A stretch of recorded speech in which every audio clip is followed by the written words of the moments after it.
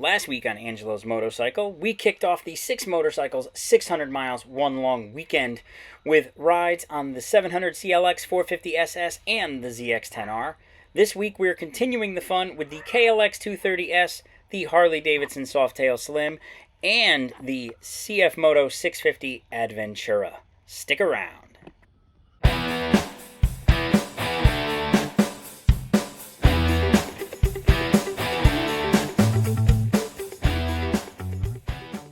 Angelo's Motorcycle. 6 motorcycles, 600 miles, one weekend.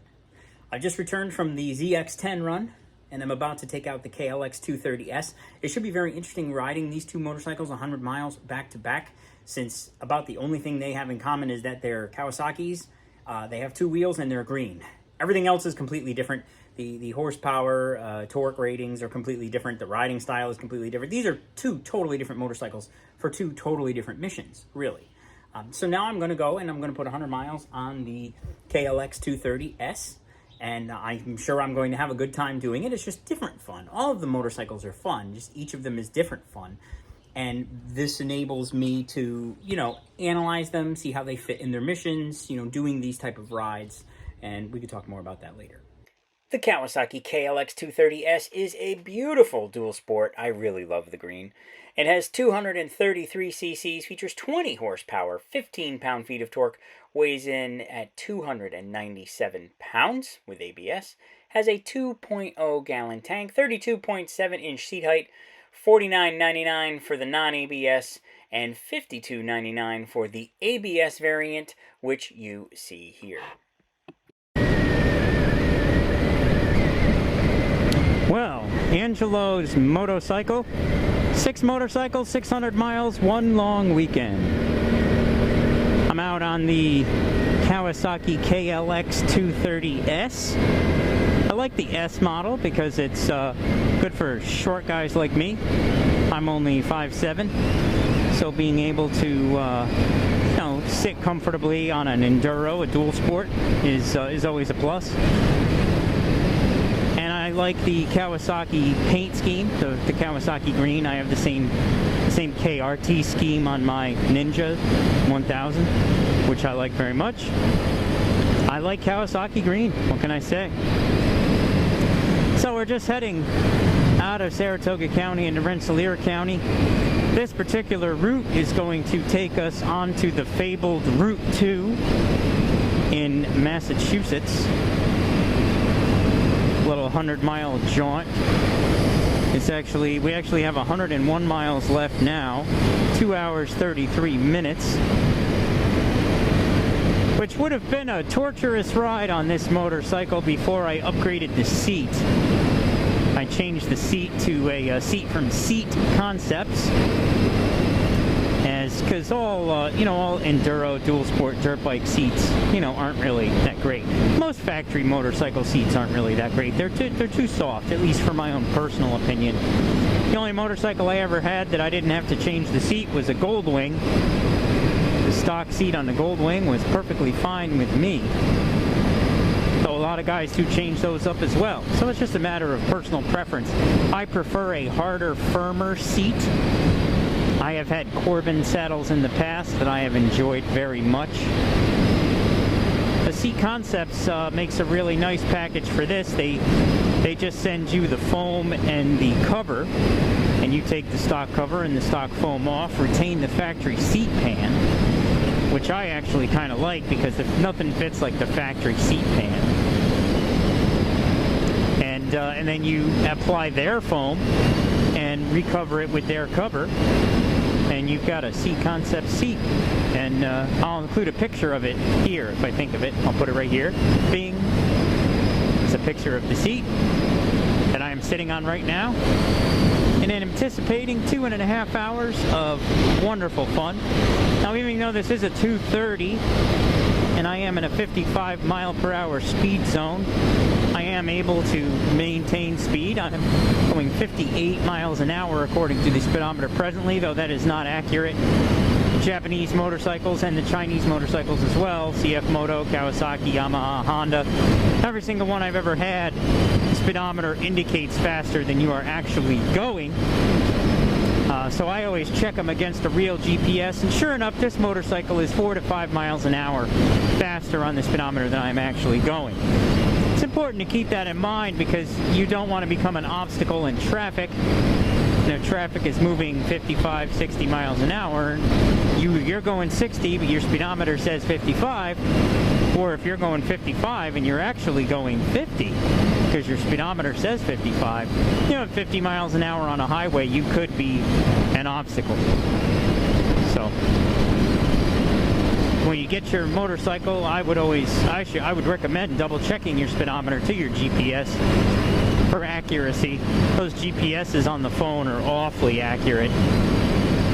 They usually match those radar signs that are on the side of the road where the police are checking your speed and they're saying, hey, you're going this fast, you know, slow down. Be mindful of your speed through here. And so I always double check it, and I found the phone GPSs to be incredibly accurate. At least mine, anyway. So, able to cruise 57, 58, 59 miles an hour on this motorcycle, no problem. Wouldn't want to do it all day, but for, you know, short jaunts, it doesn't sound like the engine is coming out of the frame or anything. So this is a dual sport motorcycle that you can, in fact, dual sport. You know, ride it to where you're going to do some adventure riding or some off-road riding. Enjoy your off-road riding and then ride it home on the roads, you know, with a street legal motorcycle. They're also tremendous fun with low speed exercises. U-turns in a box, turns from a stop. I do figure eights with this thing in parking lots, and I have a rip-roaring good time. In fact, that's the reason why I bought this. At the school I teach MSF at, we have a couple of Suzuki DR200s, and those quickly became my favorite for demoing the exercises for the students. I have a lot of fun riding the DR200, and I said, gee, no, I really need a dual sport in my life. And the dealer had this Kawasaki KLX, and it followed me home. I tried to get it to not to, but it followed me home and ended up in the garage, and I haven't regretted it ever since. I enjoy very much riding this motorcycle, and I'm going to enjoy it this afternoon. So let's coming up on Route 40 here now, our gateway to the east, heading over toward the Vermont-Massachusetts border, enjoying some of these back roads, and we'll talk again soon. Just stopped and got gas in Hoosick Falls at a Stewart's, of course, and the GPS is at it again. Has taken me onto a road that I have never seen or heard of before, but so far it's pretty good. CFMOTO is good at doing that. It always seems to find these roads that I have no idea what they are, but are right near other roads that I know. That GPS is amazing. So I'm just going to keep on riding this little back road here. Looks like for another 4 miles that I've never been on before. I don't even have a name for it. I don't know what the name of this road is. It's like a little road in the country, but it's beautiful. So I'm going to keep on enjoying it and riding this road.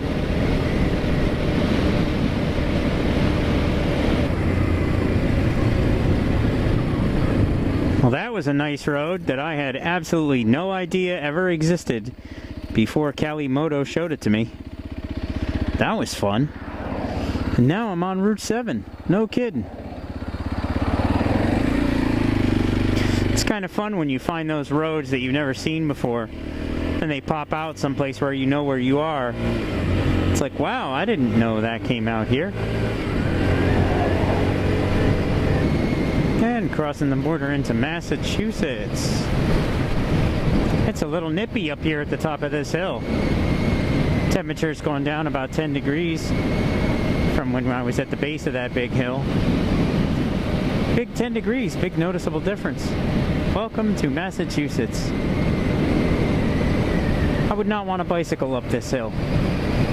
Mad respect to those who do. That's one heck of a hill climb. And she's almost there.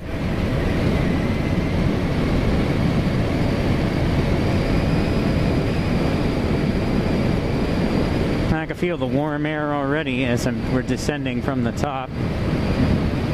It's warming up quick.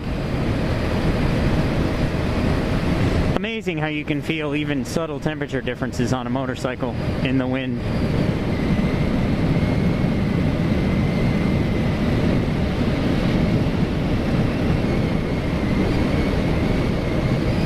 It's a beautiful day, nice road. I've seen a lot of motorcycles out, but so far the only motorcycles I've seen on this road were Harleys. I wonder where all the squids are. I believe this road, Route 2, is known as the Taconic Trail.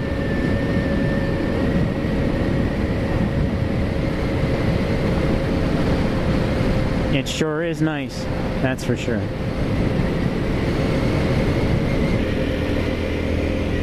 Okay, resuming the KLX230S 100-mile ride. I've got 19 miles to go, 36 minutes. I'm on some back roads out in Rensselaer County now, working my way back toward home in Saratoga County. Ran into a subscriber and former MSF student, which you'll see the shout out. I'll include that. But what a small world. You never know who you're going to run into. And the whole time that he's ringing me out, I'm looking. I know this guy from somewhere. I'm looking. I can't place him. I should have guessed it would be one of my MSF students. But sure enough, that was him, my man Ethan. So I filmed a little shout out next to his Ninja. We'll take a look at that. Well, you never know who you're going to run into at Stewart's. I'm on the 6 motorcycles, 600 miles, one long weekend ride. And I'm riding the KLX230 right now, and I stopped at a Stewart's to get a cup of coffee and some snack. And I run into a former MSF student, Ethan. What's up, Ethan? And this is his Ninja that he's got. He was one of my students in my MSF class not too long ago. He's a subscriber of the channel. Just wanted to give you a shout out, Ethan. Don't forget to hit me up. We got to go for a ride sometime. And let's get back to the video. I find the Kawasaki KLX230S overall to be a very versatile machine. This is if you want it to be a dual sport, it can be a dual sport. If you want it to be a standard motorcycle, it can be a standard motorcycle.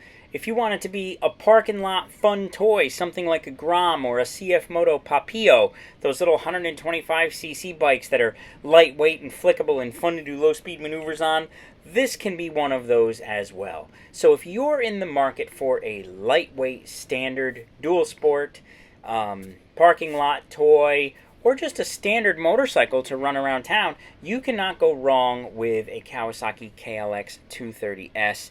It gets tremendous fuel economy. It does have a very small gas tank, so if you're taking it out places on the road, you're going to have to make some fuel stops, right?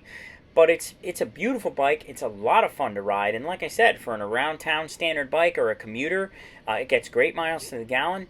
I have a lot of fun on it, and it is highway speed capable. It's obviously not going to be a interstate tourer. This is not a motorcycle for that. It is, however, a back road tourer, and you could set it up with some bags. I've added a seat. I haven't added any bags to it simply because I have the Adventura 650 for that. But this wouldn't be a bad bike to have some soft bags on, or even some little hard cases to do so if you're doing some longer distance adventure riding. So the Kawasaki KLX230S is a fantastic motorcycle in my book. If you're looking for any of the things I just described, give one of these a look. Angelo's motorcycle, 6 motorcycles, 600 miles, one long weekend. I've just returned from a ride on the KLX230. Up next is going to be the Harley Davidson Softail Slim. So for those of you considering a cruiser, this will be your segment. You couldn't have more variety today, starting out with the Ninja 1000 this morning, then going to the KLX 230, still the same manufacturer and the same color, but that was about the end of the similarities. And but with the power difference and just the handling difference and what they're made for is completely different. And then you compare that to the cruiser that I'm about to take out. Again, a completely different mission, a completely different ride, and a completely different type of fun. So let's get on the Harley. Next up is the Harley Davidson Softail Slim. My particular one is a 2014, and it has the 103 cubic inch engine. I've included the specs for the 2021 model. That is the last one that they made. They no longer make them. This one is a 107 cubic inch, 1,753 cc's, 92.5 horsepower, 110 pound-feet of torque. Weighs 671 pounds with a 5-gallon gas tank, and get this, a 25.5-inch seat height. If you are short, boy, these certainly do the trick. Base price is $15,999, and I believe that is for the Vivid Black model. Everything else costs extra. Let's take the Softail Slim for a ride. So this is the third 100-mile leg of the day. Will be the last one of the day. It'll be closing in on sunset by the time I get back, and while I like riding at night, I don't think that that you would see much at night on this video. So, there's something about, and I don't know what it is. There is something about sitting on a Harley Davidson motorcycle. And I know I own several Japanese motorcycles, several Chinese motorcycles, and only one American motorcycle. And then you could make arguments whether or not this is actually American or not, but it is an American brand. It is loud. It is rambunctious. I almost feel I have to apologize to my neighbors every time I start it.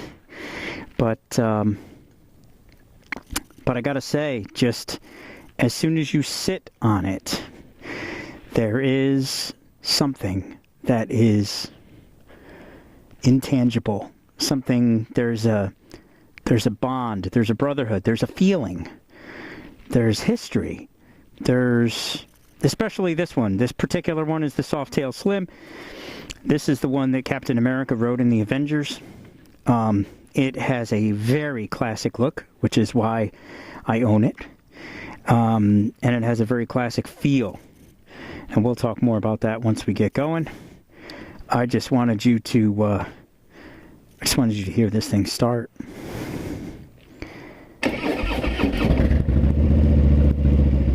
Yeah. Yep. That's the sound of Vance & Hines straight shots. This also has a Vance & Hines Fuel Pack FP4 to handle the fuel injection mapping changes that were necessary because of the exhaust changes. This is my only motorcycle that I have modified. All of my other motorcycles are pretty much stock. I don't add too much to them. This one, however, is an exception. I've added the detachable windscreen just to make it a little bit more enjoyable on the highway. And the exhaust, the fuel pack. And this one also has a Mustang saddle that the previous owner had purchased, which adds to butt comfort. It's a good seat. So let's get this thing on the road and we'll talk more. So we're winding north along the Hudson River on Route 4, working our way through some very historical area from the Revolutionary War. The Battle of Saratoga was held at Saratoga Springs, which is just a little ways north of here. And in Stillwater, there's the park, and there's some things that are related to that. There's a thing called the Block House, which is a historical building that they relocated to a nice park along the river. It is very picturesque. A very substantial habitat for the American bald eagle, which is a beautiful bird. See them all the time. They are massive. They look like airplanes soaring in the sky. And the reason why we keep our little teacup chihuahuas in the house, because they will snatch a 5-pound dog like it's takeout, because for them it essentially is. Large meat-eating birds are impressive.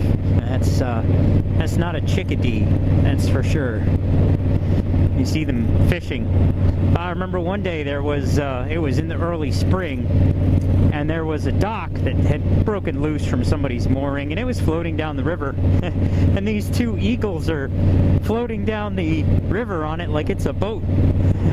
It was quite the sight to see. I'll have to see. I took a couple of pictures. I'll have to see if I can find a picture of it and put it in here. But yeah, that was quite to see. It was a couple springs ago.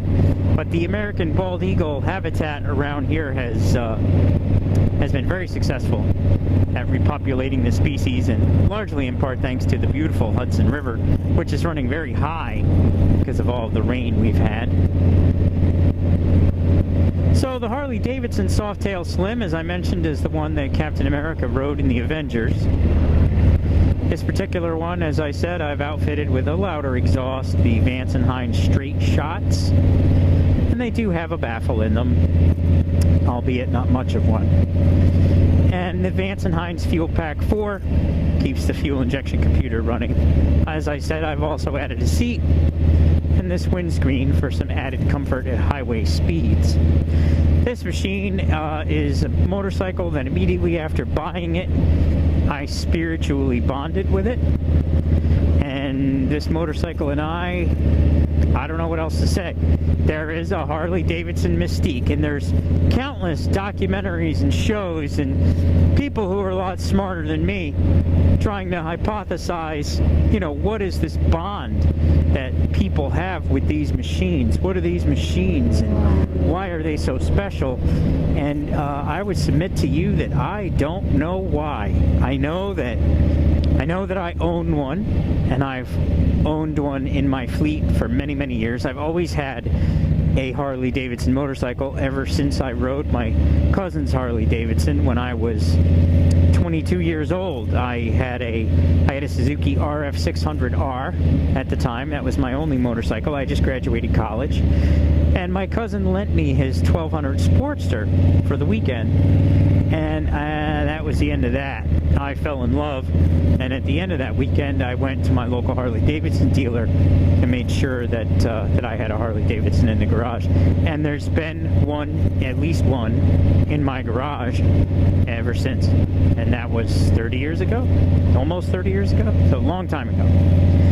But I'm a firm believer that everybody has to have a Harley Davidson at least once.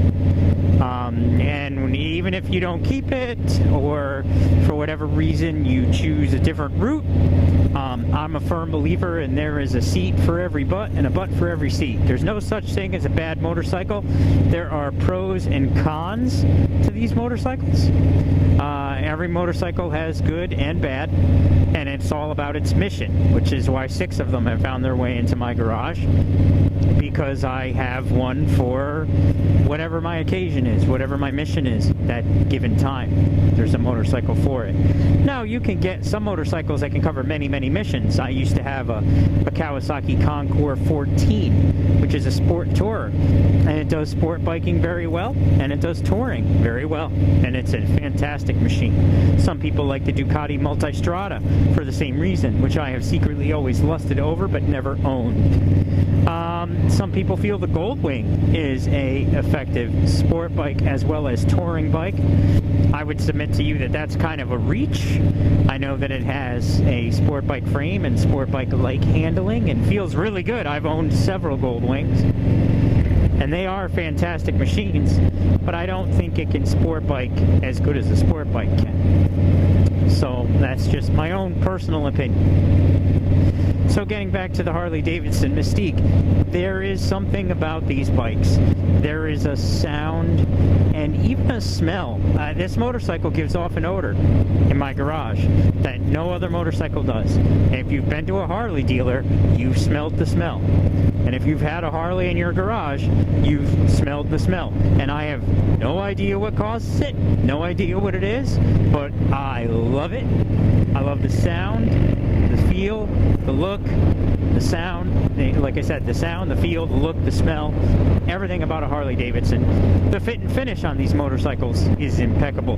The paint that Harley Davidson uses is amazing. This Harley Davidson is finished in a color called Mysterious Red Sun Glow, and I have had to touch up a couple of spots. I painted the front fender over because it was the incorrect color when I got it, and it is a transparent red over a charcoal gray, and I was would have never thought to try that. Transparent red over metallic silver? Sure. Transparent red over metallic gold? Absolutely. Transparent red over a dark metallic charcoal gray? I would have never thought of in a million years. But you know what? It's amazing and a great color. So, no motorcycle, these motorcycles are slower. They don't handle particularly well. It's not about that. It's not about that at all. Life is about the journey, not the destination. I'm a firm believer in that. And no other motorcycle, I'm going to slow down a little here so I can, we're in a 55 zone, but I want to be able to do this. No other motorcycle that I've ever experienced makes me feel like this when I do this.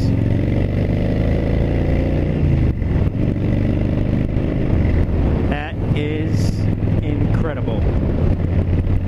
And then just in the top gear, 60 miles an hour, 2,000 RPM. That deep, low rumble that you feel in your chest.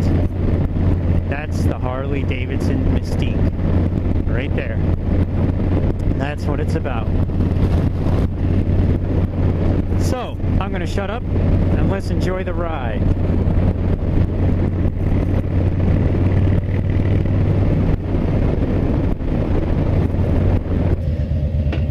So we're just rolling through a small village called Schuylerville. It's named after, I believe it's named after General Philip Schuyler, who was a big deal back in the Revolutionary War.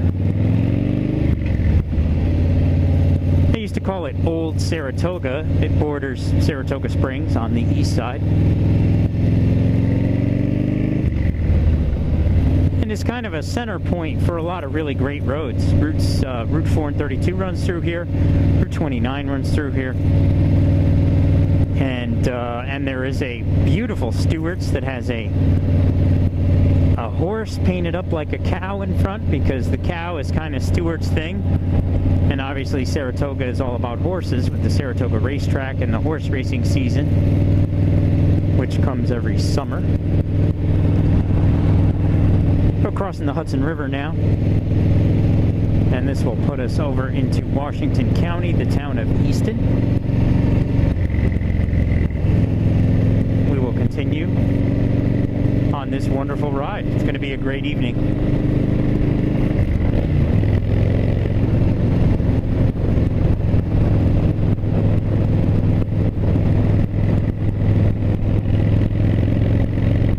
Always get nervous when I'm coming up on an intersection and a driver has the sun in his eyes.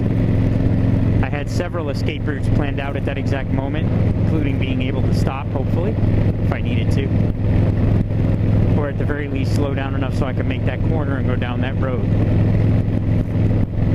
But yeah, being mindful when it gets to be this time of day of, you know, the sun is behind me, so basically everybody in front of me is blinded by the sun.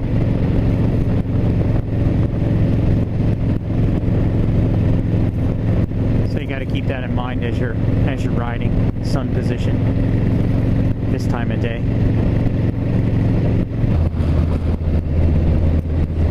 So we're just rolling south of Arlington here now.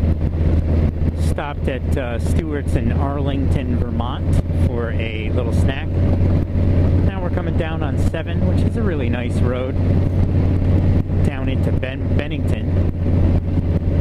And 11 miles up, we're going to make a right hand. We have 45 miles left, just a shade over an hour,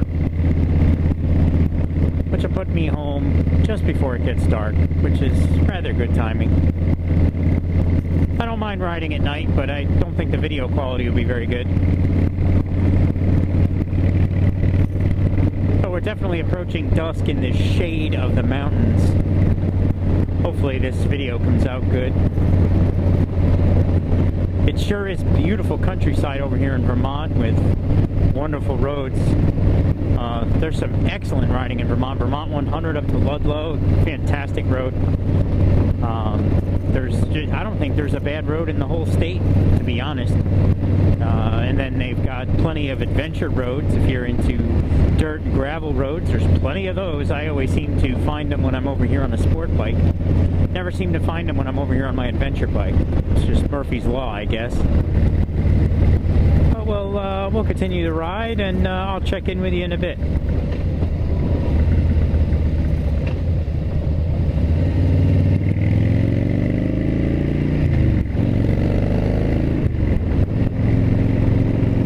Sound of that never gets old, I'll tell you. So this is turning off of Route 7 onto Reservoir Lake Road. Rensselaer County Route 115. This goes around the reservoir. I believe it's called the Tomahanic Reservoir. I'm not good at remembering the names of stuff, but I know it's beautiful, and it's got this wonderful road that runs around it. This time of day, though, you got to be careful. Wildlife is going to be a factor. I think wildlife is a factor pretty much all the time here, but especially this time of day. The animals are waking up and coming out, and they'd like a drink. So they're heading for the lake, the reservoir, to help themselves.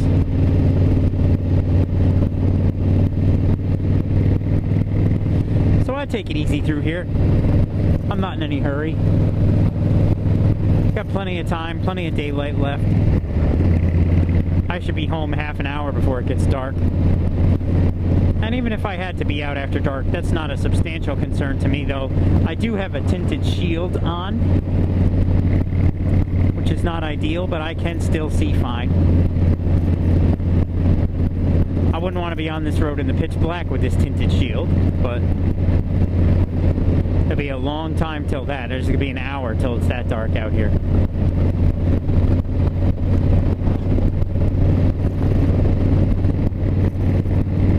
This is a beautiful road. Beautiful country out here.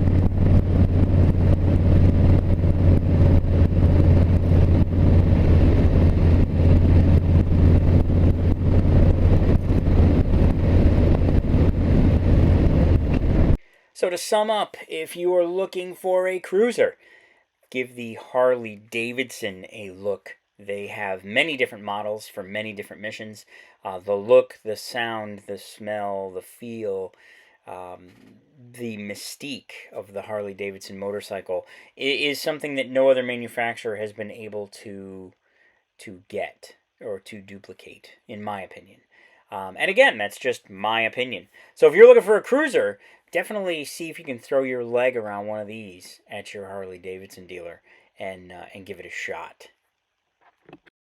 The CFMOTO 650 Adventura, or 650 MT as it is called elsewhere in the world, is an adventure touring motorcycle with a 649cc engine, coming up with 60 horsepower, 41.3 pound-feet of torque, weighs in at 480 pounds, with a 4.75 gallon tank, has a 33-inch seat height, and a price of $6,799.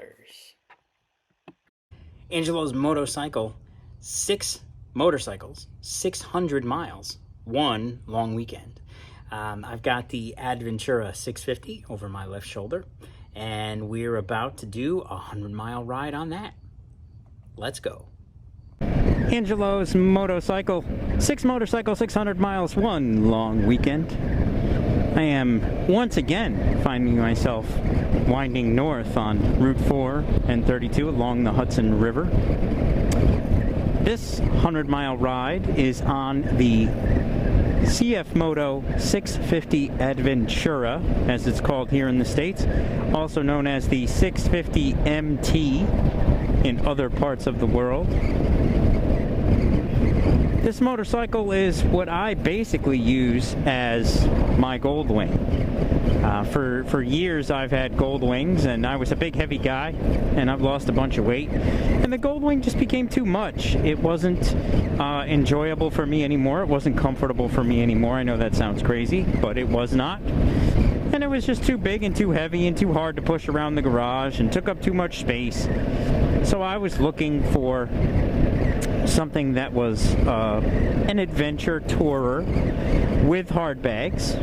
I had to have hard bags, and I wanted something that was substantially lighter. The 650 Adventura proved to be exactly what I was looking for. When I was working at Americade, the Americade Motorcycle Rally in Lake George, New York this year, I worked for CFMOTO and did their demo rides.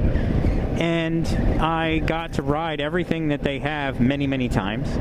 And I found myself gravitating toward this 650 Adventura as a replacement for my Goldwing. And I did some research on the machine. And you know, with what you get for, I don't know how, 6,700 or 6,300, whatever this machine is. And right now, as of, this is the end of July of 2023. Yeah, I know what year it is. So it's getting toward the end of July of 2023. They still have some 22 leftovers around that have dealer incentives on them. You can get these things for around $5,800, $5,900, you know, $6,000. And this is a 650, and this is a brand new machine, and it has shad side cases, which work wonderfully well. And, you know, for a little bit of extra money, I don't know if it's $300 or $400 or $500, you can get the metal rack for the top case and the shad SH39 top case as well for this machine. And it's got adjustable windshield, manually adjustable. You got to undo the knobs and stuff. But just to tell you how detailed they are, one is regular threaded, lefty, loosey, righty, tighty, and the other one is goofy threaded, so that you're spinning them both the same time each time you're adjusting the windshield. Those little things are a good attention to detail. And it's got the full TFT display with turn-by-turn GPS navigation through the CFMOTO app, which I'm not using presently because I'm using the KLX app. It has lit switches. All the CFMOTOs have lit switches, which is incredible to me. So you've got a full feature TFT display. You've got all kinds of you know, goodies like the light up switches, and I've recently added hand guards to this machine that I got off of AliExpress, and there's a whole video on that. And you know, and this thing is it's just great. It's exactly what I wanted at a ridiculous price point. I don't understand why everybody isn't running to their CFMOTO dealers and buying one of these machines. It has plenty of power, and it handles great, and it does everything that you want your Adventura, you know, your adventure bike to do. You know, mildly. I mean, it's not a hardcore. You're not going to go ride the Sahara Desert with this thing. You know, it's your typical adventure tourer, and but for the price point, I mean, how can anybody resist? How can anybody not buy two? You know, you could have one in each color. But really, it's an incredible machine at an incredible price. If you're in the market for an adventure tourer, if you're looking at the Kawasaki Versys, if you're looking at anything from the Japanese manufacturers or any of the manufacturers at all, check out the CFMOTO Adventura 650. You know, especially if you're considering, you know, an adventure tourer, but something else has your eye. So you're saying, okay, I really want to get an adventure tourer, but, you know, I really want a sport bike. And the sport bike's going to win for now. So get yourself a sport bike.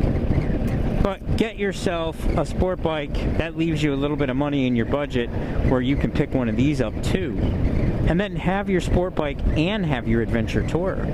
And if that sport bike happens to be a CFMOTO 450SS, I guarantee you can get a 450SS and an Adventura 650 for what it would cost you for a hardcore sport bike, maybe just slightly more. You could really put together a package deal there with a fun to ride small sport bike and an adventure tour. Well, it was bound to happen sooner or later on this 600-mile weekend. There's a nice little storm over off to the right, which is dropping some nice virga. That's what they call the rain tubes, when you can see the rain falling down from the sky in bands. There's some nice virga over there. Boy, you can see plenty of it. You know, that's one of the things that we don't really do as motorcyclists. We don't study weather. As pilots, we study weather constantly. I am a pilot, and in flight school, it had to have been, at least half of everything that you studied was weather. Half to probably 2/3 of the curriculum is weather. So that has served me very well as a motorcyclist. I can usually guide my ride around weather. I can watch the sky and generally get out of its way before, especially if you don't have a particular destination. If you're just out riding around, having fun, I ride on what is called the actually raining rule. Is it actually raining? And I got this from my friends Joel and Ivel from New Jersey. They say basically, hey, if they're at their house and it's not actually raining, they don't care what the forecast says. They go. And once they're out and about, they can manipulate their route and stay away from things that look like that. And why not? And I can't tell you how many times we've gotten good rides in that we would have otherwise scrapped if we paid attention to the weather forecast. And if you get caught out in the rain, you get caught out in the rain. That's what the gear's for. You pull over, you put your waterproof liners in, and you ride on with life. I enjoy the sound of rain hitting my windshield, actually, my visor on my helmet. I enjoy the sound of rain hitting it.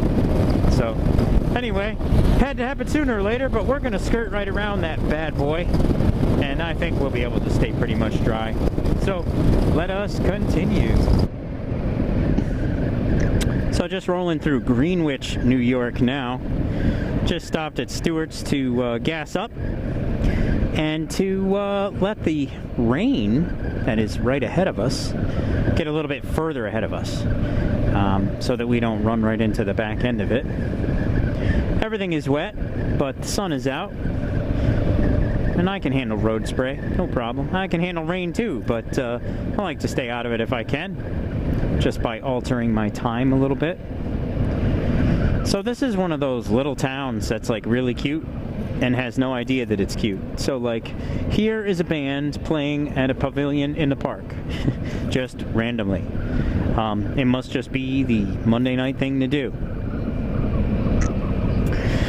And the Stewart's I rolled into, the lady, the manager, was out front with a barbecue grill, cooking up hot dogs and kielbasa's and sausage sandwiches with peppers and onions for everybody. So that was fun and very delicious, I might add. So we'll continue on. We've got 73 miles to go, roughly an hour and 44 minutes according to the GPS.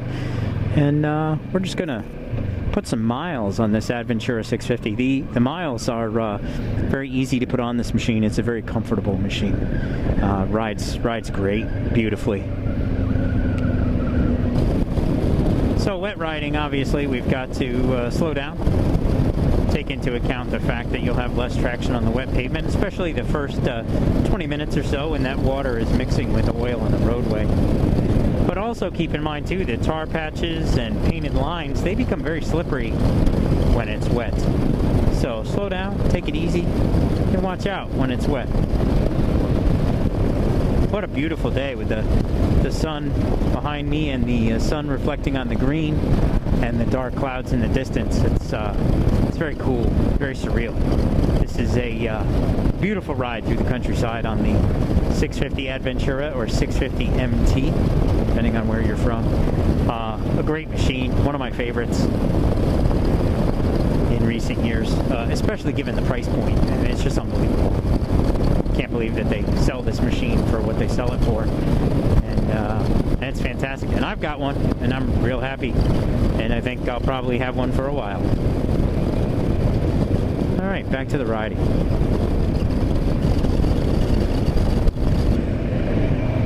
So I've gone ahead and programmed in the route to the CFMOTO GPS app. I wanted to show off this functionality. The route that I've programmed in is mirroring the other route. And now you can see the turn-by-turn has appeared on my display, indicating a right-hand turn 5 miles up. It won't give you the map on the TFT display, but it will give you the turn-by-turn. So if your phone is in your pocket, you can hear through your headset that's linked to your cell phone. You can hear the turn-by-turn from the CFMOTO app, and you can see the turn-by-turn on your display, which I think is a wonderful feature and comes included with this machine at this price point. And you can see I'm in eco mode now. If I push this button, it goes to sport mode, which really just changes the display.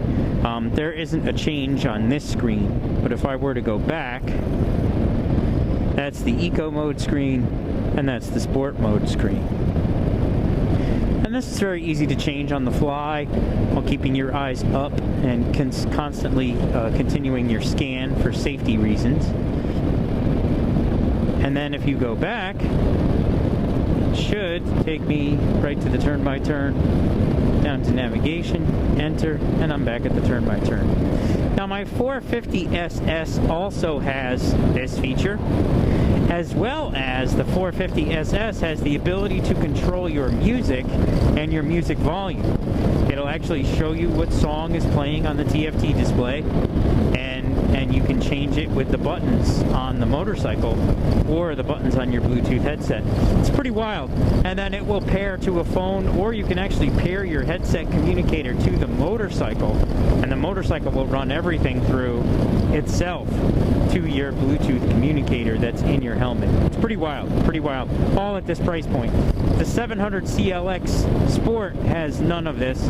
It doesn't have the TFT display, it just has a regular round display, which they went with because they wanted to preserve the look of the machine, which I understand. But I think that next time they should get a round TFT. They do make them, and put that on there. But that's the sum up of the display functions and the GPS functionality using the CFMOTO app. While not as fully featured as KaliMoto or any other GPS app like Waze, it's still pretty good and gives you the turn-by-turn on the screen. You can't beat that kind of convenience. Oh, that's a lot of road spray. But this machine is comfortable at highway speed. No problem. We're going about 60 miles an hour. Tax right around 4,000 RPM. I don't feel any buzziness or hear any vibration. This is a good machine. The windshield is adjustable. I have it in its lowest position presently. You could adjust it. It goes up about 1.25 inches, maybe 1.5 inches. Very comfortable machine, the 650 Adventura. So just getting ready to wrap up this 100-mile route on the Adventura 650 or 650 MT, depending on where you live. This machine is very easy to put 100 miles on. It's very enjoyable. And I also wanted to mention, hey, I'm not wearing a backpack, and that's because this machine has luggage. It comes with the side cases, the shad side cases, which can hold a full face helmet. And it comes with the, well, it has the option to come with a rack and an SH39 or larger top case. You could go with the big one up back there. The SH39 seems to look right at home as far as size goes, and that holds a full face plus some other items. So plenty of onboard storage, no need to wear a backpack. This truly is a great machine for longer rides. That is certain, and that will certainly factor in when I'm rating this machine amongst the others. So I've just got about 4.5 miles, 5 miles to go, finishing up this 6 motorcycles, 600 miles, one long weekend. This was the last one.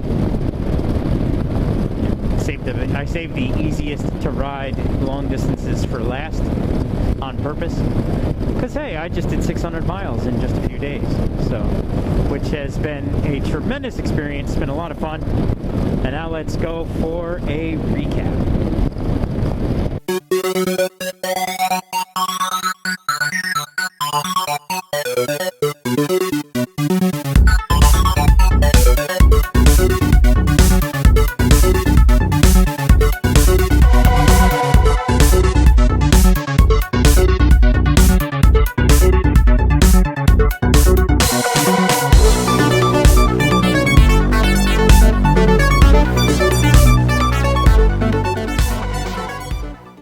this up, I've evaluated the 6 motorcycles and their categories in different types of riding categories. So for adventure touring, cruiser, entry sport, super sport, naked sport, and dual sport, which my motorcycles represent each of those genres, I have rated those genres in different categories, such as long distance touring, street riding, track days, commuting, low speed maneuvers, city riding, beginner riding, and off-road adventure riding. And we'll cover each of those as I go through.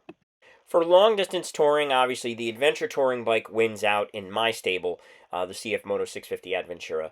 I gave my adventure touring motorcycle a 5 in this category. You could also be considering full touring motorcycles, such as the Honda Goldwing, or cruiser touring motorcycles, such as the Harley Davidson Electra Glide Classic or Ultra, whichever flavor you're considering. There are also many flavors of touring bikes that are mixed with another genre, such as cruiser touring, such as the Street Glide. It's not a full-blown touring bike, but it can do touring. It is set up for it.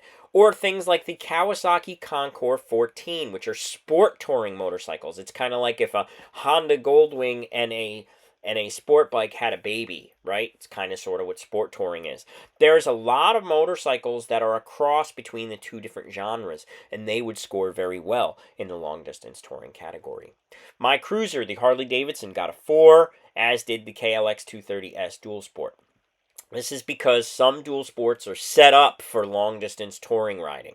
My KLX230S might not necessarily be one of them, but other larger dual sports can handle the highway speed a little better, and so I rated that category a 4.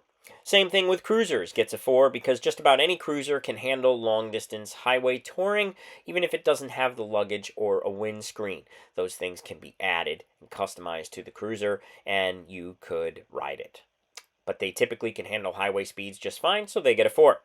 The entry-level sport bike, the Super Sport, and the Naked Sport, represented by the 450SS, the ZX10R, and the 700 CLX Sport here, they all get 3s because they are okay at long-distance riding. You just need to be comfortable on them if you have it set up for you ergonomically and you are comfortable on it.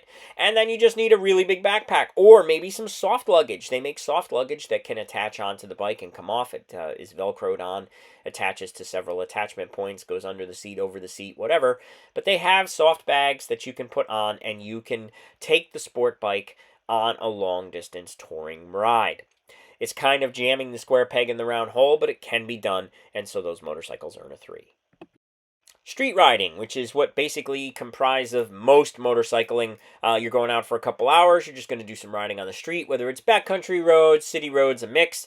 I would say mostly country roads. We'll call that the street riding category. All my motorcycles do well. The Naked Sport bike does exceptionally well in that area, as does the Cruiser. They are very well suited for street riding. But the Adventure Touring, the entry-level sport bike, and the Super Sport are all also very good at street riding, so they earned 4s. The Dual Sport handles street riding no problem at all, so it gets a 3.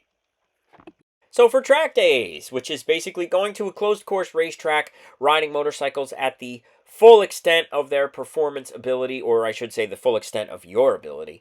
The ZX10R or Super Sport motorcycles are well suited for that. They're going to get a 5.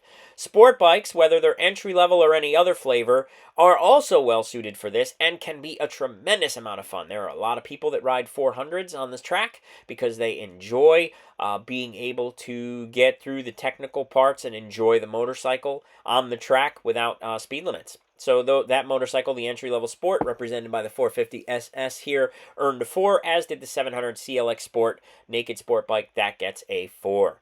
Now, however, we're talking about track days, folks. So the Cruisers, not really well suited for that. It got a 1. Same thing with the Dual Sport motorcycles. They are not made for track days. It also got a 1. The Adventure Touring bike, some of them can be quite spirited, but they really are not made for it. So it earned a 2 in this category of track days. Commuting, I consider rush hour traffic. So there's a lot of traffic. It's stop and go. even if it's on a highway or in a city, there's a tremendous amount of traffic. That's what I consider commuting. Just about all of the motorcycles do pretty well at that. The naked sport bike seems to be particularly well suited. It earned a 5. That's just my opinion. The rest of my machines, the adventure touring, the entry sport, the super sport, and the dual sport, all earned a 4 in this category because they do very well in rush hour traffic. The Softail Slim Cruiser earns a 3 because while it can handle the traffic just fine, it is air cooled. It does have a tendency to get very hot. And in commuting, rush hour, stop and go traffic on the highway, that machine, basically you're sitting on a hot plate. And if it's an 80-degree day and you've got all the gear all the time like I do, it can be quite warm. So it earned a 3 in the commuting category for cruisers. For low-speed maneuvers, practicing U-turns from a stop, cone weaves, setting up a course in a parking lot somewhere. Lots of people do this. It's a lot of fun. I would say that the dual sport motorcycles excel at this. That's why I bought mine. But also in that category could be the little Groms and the CFMOTO Papillos, those little 125s, the Z125 by Kawasaki. All of those machines can very easily handle this category of riding, low-speed maneuvers, and it is a lot of fun. These motorcycles are typically inexpensive as well, so it's very easy to have a low-speed maneuver bike in addition to your other motorcycle that you use for street riding, commuting, and the like. So, low-speed maneuvers, the dual sport does very well. The naked sport also does very well, at least the 700 CLX does, so it earned a 4. The entry-level sport bikes can do it, and they do it okay. They got a 3. The super sport and the adventure tourings, they start to get a little bit tricky in the low-speed maneuvers because of weight and steering geometry. And then the Softail Slim Cruiser, for me, personally, I give it a 1. Not all cruisers fit that category. However, there are some cruisers that excel at low-speed maneuvers. A lot of it has to do with where your feet are. So on my Softail Slim, the feet are out in front. The handlebar reach is long. It is very difficult for me to U-turn that bike because I just can't push the handlebar far enough, and I have difficulty counterweighting enough while turning the handlebar. Motorcycles like the Police Edition, they do very well at low-speed maneuvers. They would earn a 5 in this category. So not all cruisers are the same. A lot of it has to do with where your feet are for low-speed maneuvers. City riding is riding that I would consider to be at lower speeds, maybe speed limit 30. You're not going highway speeds at all. You've got lots of red lights, lots of stop signs, lots of stop and go, and perhaps limited availability for parking. So it needs to be small, have a small footprint. Most of the motorcycles do at least okay in this area, including the adventure touring bikes, the cruiser bikes, and the super sports. They can handle city riding okay, and while it's not a lot of fun burbling around the city on the ZX-10R in traffic in the city, it can do it, and it can do it okay. So it gets the 3. The adventure touring gets a 3 in this category because it is simply a little more difficult to park.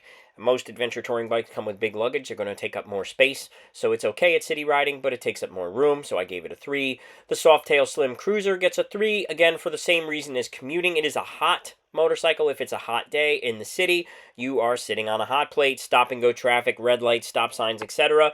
The motorcycle is going to be very hot beneath you. So it gets a 3. The motorcycles, the other motorcycles, the entry-level sport bikes, the naked sport, and the dual sports, they do a little better in this category because they can handle it. They are a little more comfortable due to their riding position and due to the fact that they can get in and out of tight areas because they are, in fact, smaller. So they earn a 4 for city riding. Beginner riding is a little bit more about the motorcycle than it is the riding. Beginner riders are going to need something that has a low seat height, is lightweight. They need to feel confident on it. And those two things help tremendously. Being able to reach the ground well and having it not weigh a ton. So the motorcycle that I have that fits this category best is the 450SS, which represents the entry sport category. Entry-level sport bikes are actually a favorite of mine and lots of people. But there are also entry-level cruisers and entry-level naked sport bikes. So they would also earn a 5 in this category. They are low, they are lightweight, they do not have a tremendous amount of power. The other motorcycle that I have that does pretty well for an entry-level bike is the KLX230S. Dual sports are okay for beginners. They are lightweight. They, however, do not have the lowest seat height. However, if the beginner is 6'2", 6'3", hey, a dual sport may be exactly what you need. If you can flat foot the machine and it's light and you're comfortable, the mission is achieved. That's a good entry-level bike. Also, power is a consideration. Getting something with high horsepower to start out with is dangerous. Don't do it. The naked sport bikes and the cruisers also are okay for beginner riders. The Harley Davidson Softail Slim, I gave a 3 because it does have that 25.5-inch seat height, which is excellent for beginners. However, it is heavy, and a lot of cruisers are heavy. There are entry-level cruisers, low CC bikes, right? 250s. Like a GZ 250 is an entry-level cruiser. We use those at the MSF class a lot. They would get a 5. They're fantastic beginner bikes. But because the Softail Slim is a 1800 and something cc machine and is very heavy, it gets a 3. Same thing with the CLX 700. That's a little bit too much cc's for a beginner, though it is somewhat lightweight. The seat height is also a little bit higher, so it gets a 3. And then the Super Sports and the Adventure Tourings, those are not really entry-level bikes. Adventure Tourings especially are notoriously high, notoriously heavy. They would get a 1. Super Sport machines also get a 1 in this category because they just have way too much power. A new rider should not be considering anything with that much power. You're going to have a bad experience. You're going to walk away from motorcycling forever because of it. Get yourself an entry-level sport bike. Work your way up. And move up to a super sport in a few years if that's where you want to go. You want to do some track days, you want to have some fun, or if you just want a super sport motorcycle, that's okay. But super sport motorcycles require a little bit of experience on a motorcycle. It can't be your first bike and expect to have a good experience. The off-road adventure category. So obviously adventure touring is going to excel here, right? Gets a 5. Same thing with the dual sport, gets a 5. Off-road adventure, it can be a lot of things. It can be whatever you want it to be. Some people's idea of off-road is there are no roads, and we are just climbing a mountain. We're using logging trails. We're doing whatever. Dirt paths, four-wheel drive paths, 4x4s, off-road, side-by-side paths, that kind of stuff, off-road. Some people's idea of off-road is gravel roads. Or there's a little bit of dirt. Some people's idea of adventure riding is going to Starbucks. Hey, whatever your adventure is, it's an adventure in the concrete jungle. If you like adventure bikes and you just like that style of bike, you can do whatever you want with it. They put street bike tires on it. They put dirt bike tires on it. There are tires that are out there that basically represent any kind of level between on-road and off-road and anywhere in between. There's a tire. So, off-road adventure bike for off-road adventure, obviously that bike gets a 5. Dual sports also get a 5 in this category. Naked sports can be made to fit this category with the addition of some different tires. So, some naked sports are geared toward this, such as the 700 CLX Sport, which is sold in other countries as an adventure bike, so I gave it a 2. The super sports, entry-level sport bikes, and the cruisers, however, all get a 1 in this category. Come on, folks. We're not going hill climbing with a Softail Slim. It's just not going to happen. The super sport is not going to do logging roads, not anytime in this life, nor is an entry-level sport bike. So 1s across the board for that. If you're looking for an off-road adventure bike, you probably don't need me to tell you this. You're looking for an adventure touring bike, or you're looking for a dual sport bike, something that is suited for off-road. So tell me down in the comment section what you think of all of this. What type of motorcycle are you thinking about getting? What type of motorcycle did you get? And how did you like it after you got it? Did you have a problem? Did you want to get something different? Did you do the right thing and buy the right bike and absolutely are in total love with it? I want to hear about that too. Tell me your stories down below. I want to know. Thanks for watching 6 motorcycles, 600 miles, 1 long weekend, and 1 really long part 2 video. Go ahead and like, share, comment, subscribe. Thank you very much. I appreciate all of that. Check me out on Facebook, TikTok, and Instagram, all as Angelo's Motocycle. I look forward to seeing you all next week.